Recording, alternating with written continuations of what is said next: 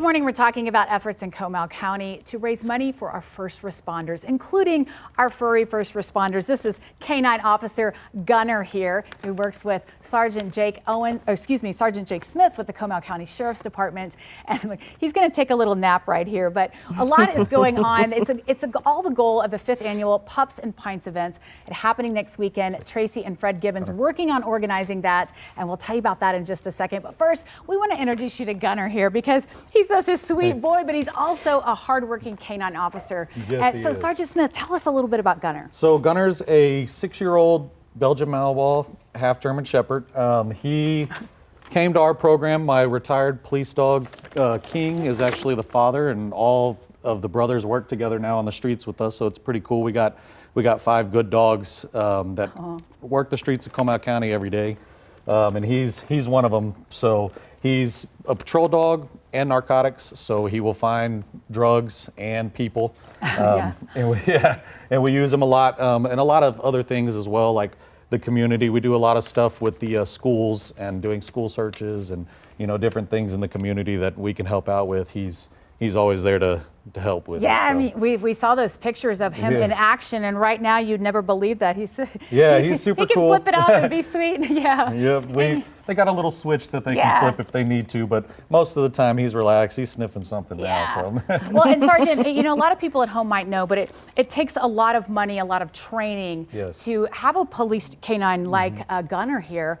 And that's why we want to introduce Tracy and Fred Gibbons, who have made it their mission to help raise money for Comal County Sheriff's Department to raise and train so you guys can have more canines. So good morning, guys. Good morning. Tell us, first of all, where the passion comes from to support our first responders. Well, thank you for having us, first of all. Yeah, we're excited. And the reason why we started this was our dog Mickey is a brother to all the 5 of those dogs. Okay. And he was actually supposed to be a K9 and he didn't quite make the program. Yeah. So we adopted him, and then we just decided to start this Pups and Pints event. They actually had it before us, but then they didn't have a place to have it anymore. So we stepped in and we reached out to Guadalupe Brewing Company, and they were like all over it. They were like, let's do it. And it's our 5th year this year. Wow, 5 years. Yeah. And Sergeant, tell us about the importance of the community really stepping in to help and support you and the K9 officers. So, we're really involved in our community, and this event that they put on for us is a really good chance for the public to come out, and we kind of can bridge that gap between law enforcement and the community, and they get to meet our dogs and see that these dogs are all super friendly. You can pet them, but they have a job to do as well. And it just kind of gives everybody an opportunity to meet and greet and see what we do on a daily basis in the community, ask questions, things like that.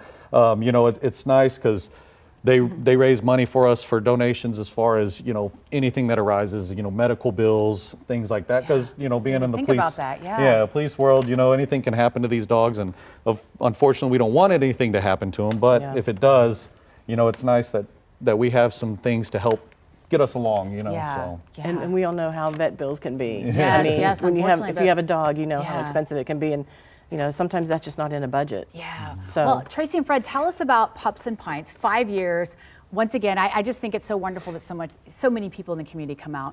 How can we go this year?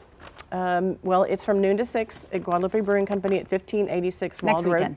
Next weekend. Next Saturday. Mark your calendar. A week from today. And the guys will do 2 canine demonstrations. At 2 and 4, and we will have the New Braunfels Humane Society out there. We'll have the Canyon Lake Animal Shelter out there. So we will be out adopting dogs. Yes.